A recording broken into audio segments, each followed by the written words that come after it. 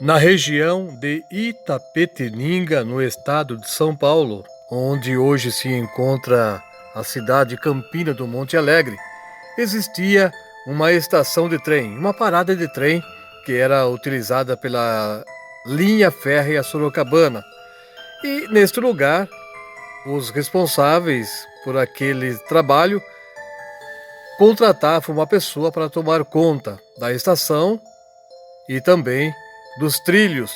A pessoa que era contratada ficava responsável pela limpeza dos trilhos, tirando todos os obstáculos que pudessem atrapalhar o tráfego do trem, porque devido a uma chuva forte, talvez um vento muito forte, uma árvore poderia cair sobre os trilhos, e isso prejudicaria o bom andamento do trabalho prestado pela linha férrea. O trem seria impedido de transpor aquele lugar devido ao obstáculo que estaria trancando o seu caminho, a sua passagem. Então, a pessoa contratada para trabalhar ali naquela estação precisava estar sempre atento, tomando cuidado para não deixar nenhum obstáculo sobre os trilhos naquela região e assim também nas outras regiões onde havia as paradas de trem.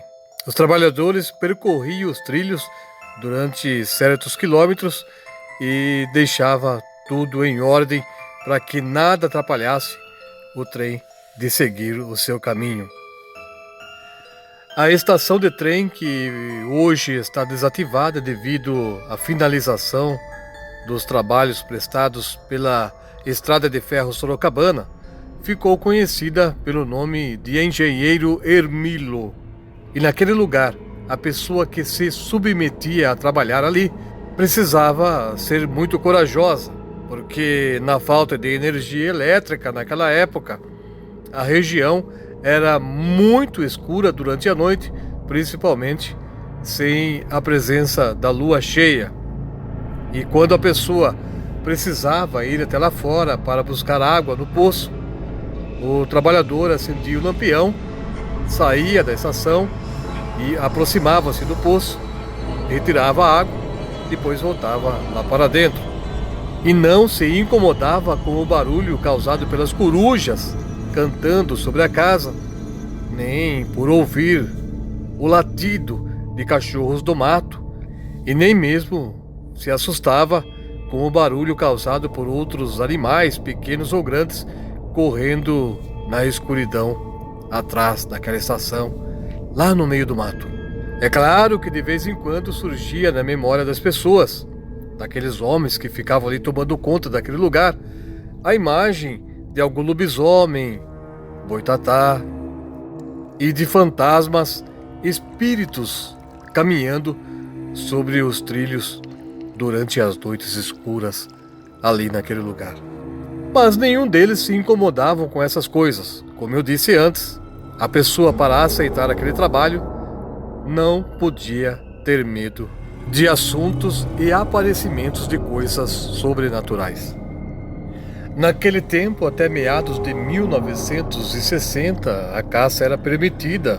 Então as pessoas que trabalhavam ali durante o dia, enquanto o trem não estava se aproximando, eles tinham a liberdade de poder sair da estação, entrar no mato, em busca de alguma caça para o seu consumo.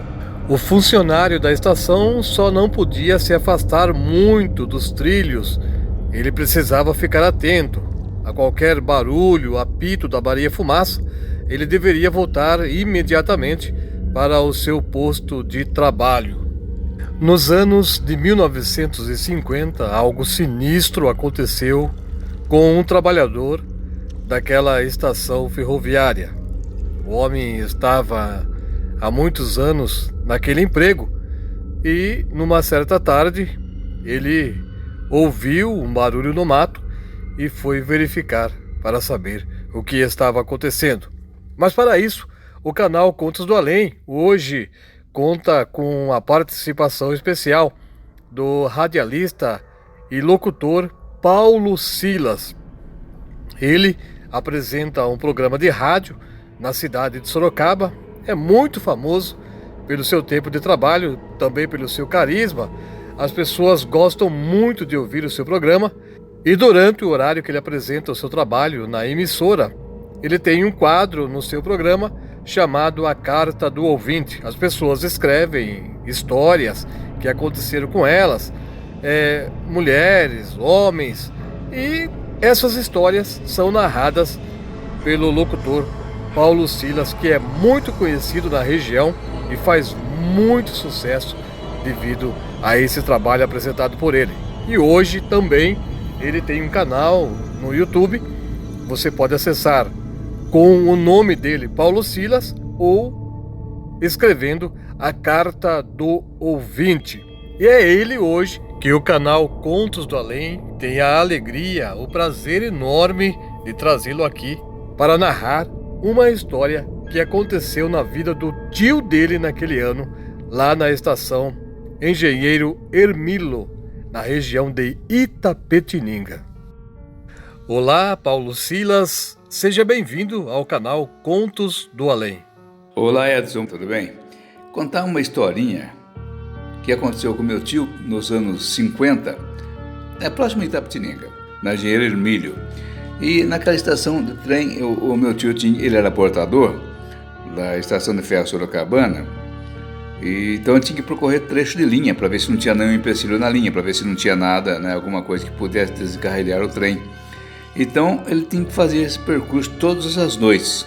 E ele trabalhava todas as noites, trabalhava das 7 da noite até as 7 horas da manhã do dia seguinte. E ele contava uma história muito interessante. Ele era caçador, adorava caçar, tinha espingarda, tinha cachorro de caça. Caçar era com ele mesmo. Naquela época era permitido caçar, então ele era um caçador, caçador, adorava fazer esse tipo de esporte. E uma noite, trabalhando lá na estrada de ferro Sorocabana, percorrendo o trecho da linha, quando de repente ele ouviu um barulho. Ele imaginou que era um tatu e ele trabalhava com o revólver dele na cinta. Podia andar armado naquela época. Ele falou, opa, deve ser um tatu, vou pegar esse bicho, vou caçar esse bicho para almoçar. Vai ser meu almoço de amanhã. Aí foi seguindo o barulho, saiu da linha e começou a entrar na mata para ver onde é que estava aquele barulho, para ver onde é que estava aquele tatu. E era um tatu, na ideia dele era um tatu. Então na medida que ele ia entrando na mata, aquele barulho ia intensificando, ia ficando cada vez mais forte. Falou, caramba, cadê o tatu? Ele estava com uma lanterna, a lanterna acesa, e o tatu está aqui, o tatu está lá, vamos procurar esse tatu. E nada de encontrar o tatu. Foi entrando na mata, entrando na mata. Cadê o tatu? E aquele barulho não parava, como se fosse um tatu correndo. O mesmo barulho de um tatu correndo no meio da mata. Ele, como caçador que era, conhecia nitidamente o barulho de um tatu correndo na mata. E aquele tatu não aparecia. Vai andando, andou por mais de 1 hora naquela mata. Uma mata densa, uma mata enorme. Ele falou, olha, sinceridade, não estou achando esse tatu, é a primeira vez que um bicho desse me engana. Naquele momento, ele ouve o assobio forte de um saci pererê. Falou, caramba, é o bichinho, é o saci, eu aqui imaginando que fosse um tatu. Nisso, ele ouve o apito do trem, lá longe, o apito estava distante. Falou, caramba, estou tão longe da linha, eu vou ter que voltar a fazer o meu serviço. Tentou voltar e não conseguia.